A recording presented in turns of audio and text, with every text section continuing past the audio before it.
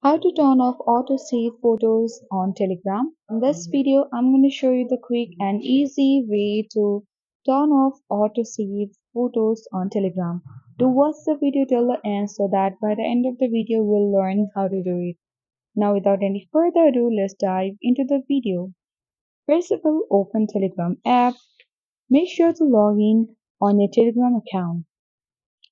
And then tap on the three-line icon at the top left corner of the screen.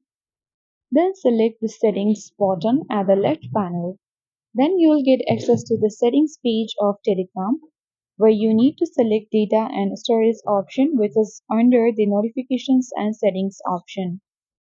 Now on this page, you need to simply toggle off the button of Automatic Media Download, which is when using mobile data, connected to Wi-Fi, or when roaming. So let's do it. And for the photos, you can open the when roaming button and then you'll get access to this page.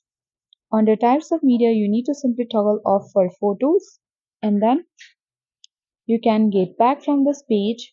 And once you have done that, you will successfully turn off auto save photos on Telegram. So that's how we do it. I hope this video was helpful. If it was, then do like, share, comment on this video.